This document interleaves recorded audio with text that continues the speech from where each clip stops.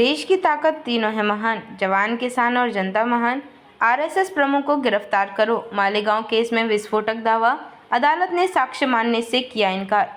क्या 2008 के मालेगांव विस्फोट केस की जांच में आरएसएस प्रमुख मोहन भागवत को फंसाने की कोशिश हुई थी?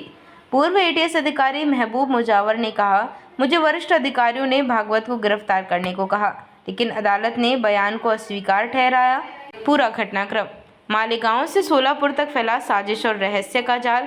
मामला 2008 का मालेगांव ब्लास्ट, जिसमें 6 की मौत और 100 से अधिक घायल हुए थे।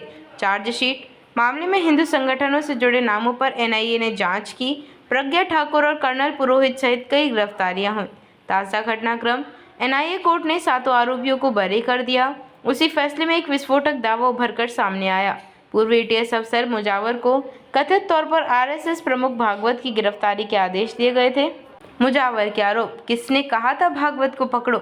महबूब मुजावर ने दावा किया कि एक आईपीएस अधिकारी ने उन्हें भागवत को गिरफ्तार करने का निर्देश दिया। उन्होंने ऐसा करने से इनकार किया, जिसके बाद उन पर आर्म्स एक्ट के तहत केस दर्ज हुआ और उन्हें निलंबित कर दिया गया। बाद में सोलापुर की अदालत ने उन्हें बरी कर दिया और केस झूठा साबित हुआ।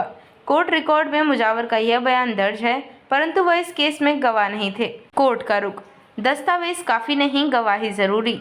विशेष अदालत ने कहा कि मुजावर की ओर से सोलापुर में दिया गया बयान इस अदालत के समक्ष सबूत नहीं माना जा सकता। सीआरपीसी की धारा 313 के तहत दिया गया बयान केवल दस्तावेज के रूप में था, उसे अदालत में साबित नहीं किया गया। कोर्ट ने साफ कहा, केवल दस्तावेज पेश करना पर्याप्त नहीं, गवाह की सीधी और विश्वसनीय गवाही आवश्यक है। अनसुलझे सवाल। रामजी कल सांगरा और संदीप डांगे की फाइल फिर से खुली। मुजावर ने पहले भी दावा किया था कि एटीएस ने दोनों फरार आरोपियों की हत्या कर दी थी और शवों को 26/11 हमलों के पीड़ित बताकर ठिकाने लगाया गया। इस पर भी एनआईए ने पूछताछ की, लेकिन कोई ठोस प्रमाण नहीं मिले। दोनों आरोपी अब तक लापता हैं। राजनीतिक बवाल। भाजपा ने एक्स पर वीडियो पोस्ट करते हुए कहा, यह सिर्फ एक घोटाला नहीं बल्कि राष्ट्र के खिलाफ साजिश है। किसने आरएसएस प्रमुख को झूठे केस में फंसाने की कोशिश की? पार्टी ने कांग्रेस और पूर्व यूपीए सरकार पर इशारों में हमला बोला। विश्लेषण। न्यायपालिका, एजेंसियां और राजनीतिक की त्रिकोणीय टकराहट। क्या यह पूरी जांच राजनीतिक निर्देशों के तहत चलाई गई थी? क्या कुछ अफसरों ने अपनी राजनीतिक आकाओं को खुश करने के लिए साजिश रची? क्या न्याय प्रक्रिया का राजनीतिक हथियार के तौर पर इस्तेमाल हुआ? भविष्य की दिशा। क्या होगी अगली कार्यवाही? भाजपा और संघ परिवार इस मुद्दे को और उछाल सकते हैं। मामले में जनहित याचिका या विशेष जांच की मांग भी उठ सकती है। विपक्षी दलों से इस मुद्दे पर जवाबदेही भी मांगी जा सकती है।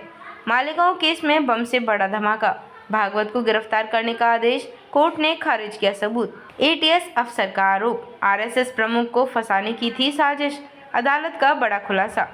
मालेगांव केस में नया तूफान, पूर्व अधिकारी बोले आरएसएस प्रमुख को पकड़ने का दबाव था। किसने रची आरएसएस प्रमुख के खिलाफ साजिश? अदालत में मुजावर के दावे से मचा सियासी भूचाल। देखते रहिए changing future TV. Like, share और सब्सक्राइब करना ना भूलें। देश, दुनिया और भविष्य की सबसे बड़ी खबरों के लिए।